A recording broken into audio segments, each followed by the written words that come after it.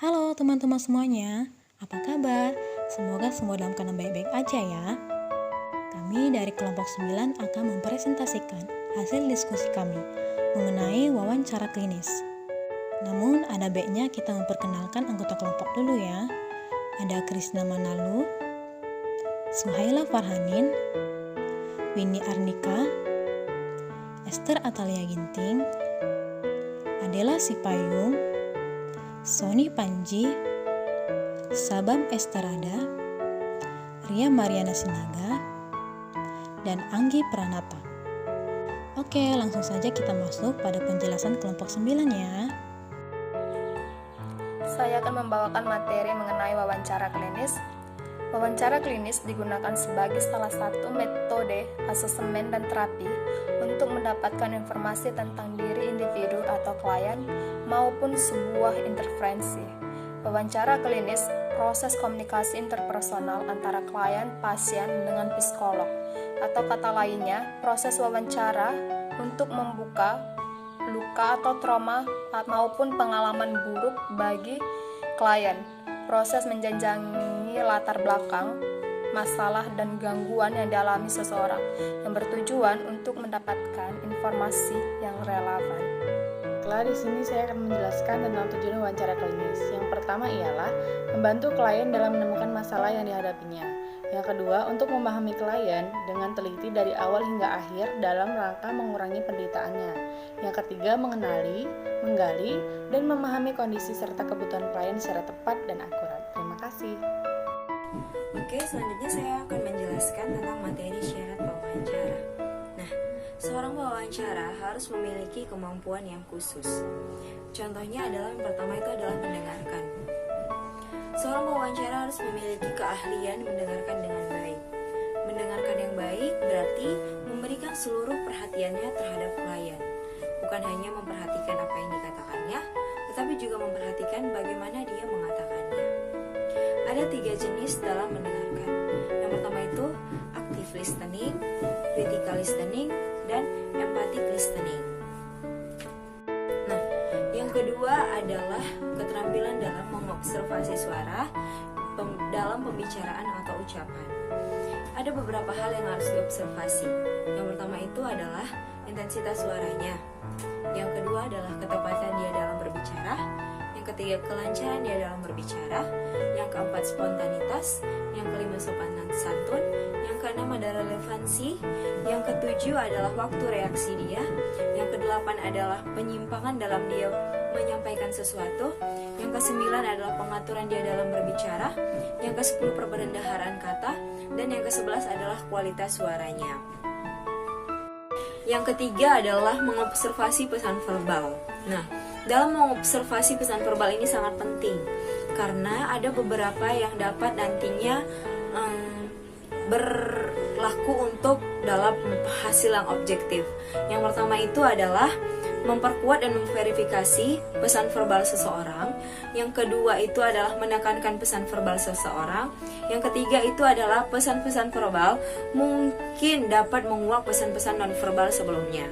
Yang keempat, karena seperti yang saya katakan yang di awal, seorang pewawancara itu harus memiliki keterampilan mendengarkan, bukan hanya dengan apa yang dikatakan tetapi juga bagaimana dia mengatakannya. Nah, melalui keterampilan inilah nantinya seorang pewawancara dapat menguak permasalahan apa yang ada dalam diri seseorang, karena biasanya pesan verbal dan non-verbal kadang ada yang saling bertolak belakang. Dia ngomong A kadang tapi gerak-geriknya seperti ngomong yang B gitu. Nah, yang keempat keterampilan yang harus dimiliki seorang pewawancara adalah mengobservasi penampilan, dan yang terakhir adalah mengintegrasi observasi. Terima kasih. Perkenalkan, nama saya Esther Atalia Ginting. Di sini saya akan menjelaskan tentang kriteria pewawancara. Kriteria pewawancara harus mempunyai pengetahuan tentang perilaku manusia dan dinamikanya, serta perlu keterampilan, antara lain yang pertama itu keterampilan sosial. Nah, di sini pewawancara harus menciptakan suasana yang menyenangkan dan juga bersahabat. Yang kedua, mampu membuat laporan tertulis. 3, analisis dan interpretasi informasi dari klien. Dan yang keempat, membuat keputusan, mempunyai pertimbangan-pertimbangan yang matang, dan melakukan triangulasi atau mengecek kebenaran data-data berbagai sumber. Tahap wawancara klinis, fase pembuka yang pertama itu membuat suasana nyaman, yang kedua membangun raport, yang ketiga mencari informasi tentang cara pandang klien terhadap masalah, yang kedua itu tanggung jawab klien terhadap masalah, dan yang ketiga bagaimana klien memahami masalahnya, apakah disebabkan karena masalah psikologis dalam dirinya atau yang disebabkan oleh orang lain. Lalu selanjutnya yang dilakukan klinis pada klien fase pembuka, yang pertama itu menunjukkan perhatian pada masalah klien, yang kedua penerimaan apa adanya, yang ketiga memberikan kehangatan hubungan, yang keempat membantu klien memahami hubungan dalam proses klinis dan peran klien di dalamnya. Baik, saya Suri Panji akan melanjutkan materi. Berikut adalah fase pertengahan. Ini merupakan inti dari proses sebuah wawancara. Fokusnya adalah untuk mencari informasi yang diperlukan. Secara umum, klinis berusaha untuk mempelajari apa masalah klien atau apa keluhannya. Kemudian, apakah ada stressful event yang mempengaruhi permasalahannya sekarang? Berikutnya, bagaimana kepribadian klien, apakah bakat, kelebihan, dan kompetensi atau kekurangan yang dimilikinya.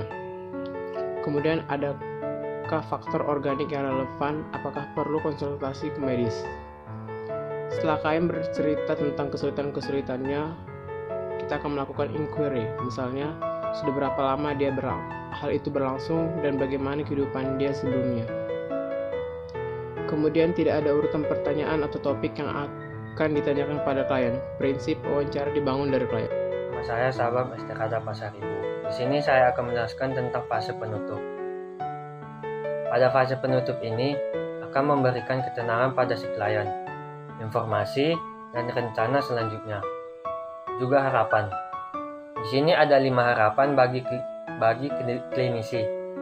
Yang pertama, mengkomunikasikan secara empatik tentang kesulitan-kesulitan yang dialami selama wawancara. Yang kedua, mengapresiasi permasalahan klien. Yang ketiga, harapan di waktu yang akan datang. Yang keempat, bicara jujur tentang keadaan klien, permasalahan, dan merencanakan intervensi lanjutannya. Yang kelima, membuat kesimpulan hasil interview. Sekian dari saya, selanjutnya akan dilanjutkan oleh teman saya. Selanjutnya, saya akan menjelaskan mengenai teknik-teknik wawancara dalam wawancara klinis. Nah, ada beberapa teknik wawancara yang dapat dilakukan. Yang pertama ada teknik paraphrasing. Nah, teknik ini hanya membuat sekedar pernyataan ulang yang merangkum segala yang telah diucapkan oleh klien, mengungkap pesan utama dari apa yang telah disampaikan klien. Selanjutnya dinyatakan secara sederhana dan disampaikan dengan bahasa konselor agar mudah dipahami. Teknik yang kedua yaitu reflection of feeling ataupun refleksi perasaan. Adalah teknik yang digunakan oleh konselor untuk menyatakan kembali pernyataan klien dengan kata-kata yang ada di balik atau di belakang pernyataan klien itu. Nah, saat kita mendengarkan dengan baik, kita tidak hanya menangkap isi pesan yang disampaikan oleh konselor, namun kita harus menangkap isi perasaan yang ada di balik cerita yang disampaikan. Nah, kita perlu mengungkap isi perasaan konselor agar konselor mengetahui bahwa kita mendengarkan dan memahami apa yang telah diceritakannya dengan sungguh-sungguh. Teknik yang ketiga yaitu perception checking ataupun pengecekan persepsi. Nah, di sini menjelaskan dan lebih menegaskan persepsi klien tentang suatu hal. Aktivitas bertanya untuk memperoleh umpan balik dari konselor tentang ketepatan dari apa yang konselor dengar, agar memperkecil kemungkinan kesalahan persepsi atau salah pengertian. Selanjutnya, saya akan membahas mengenai teknik dalam wawancara psikologi klinis. Terkhusus pada kali ini, saya akan membahas mengenai teknik wawancara klinis yang disampaikan oleh Wallen pada tahun 1956. Teknik yang pertama yaitu teknik narrowing question. Nah, teknik narrowing question ini merupakan teknik wawancara yang digunakan oleh psikolog klinis dalam menanyakan pertanyaan dalam ruang lingkup yang lebih luas menuju ruang lingkup yang lebih sempit. Contohnya, seorang psikolog hendak mengetahui respon individu secara spontan terhadap lingkungan kerja ia berada dan bagaimana dia dengan atasannya.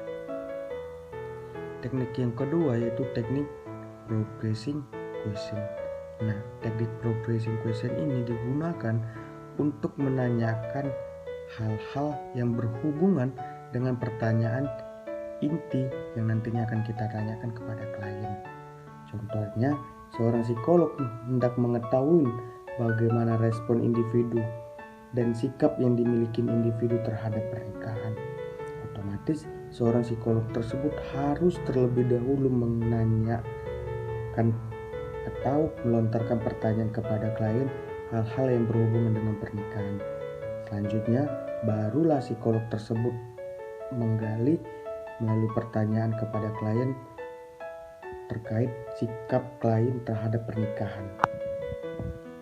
Selanjutnya yaitu teknik embedding question.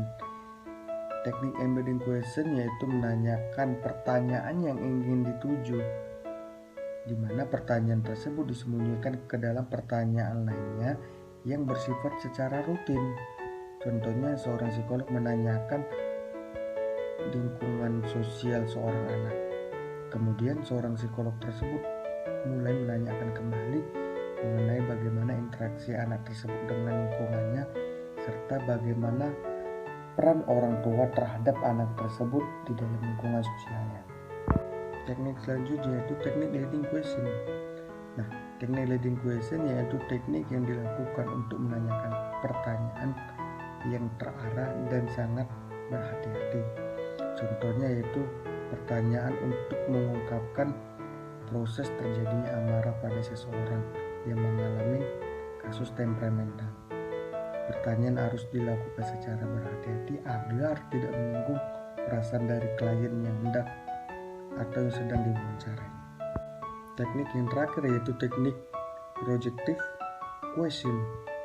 Teknik ini digunakan untuk mencari tahu sudut pandang dari klien terhadap hal-hal tertentu, di mana seorang psikolog menanyakan pertanyaan kepada klien terkait hal-hal tertentu guna untuk mengetahui bagaimana pandangan klien terhadap hal yang sedang dibicarakan. Sekian dari saya, terima kasih. Demikianlah hasil presentasi dari kelompok 9. Semoga materi yang disampaikan hari ini bermanfaat untuk kita semua ya teman-teman. Dan jangan lupa klik like dan subscribe YouTube channel ini. Terima kasih dan sampai jumpa.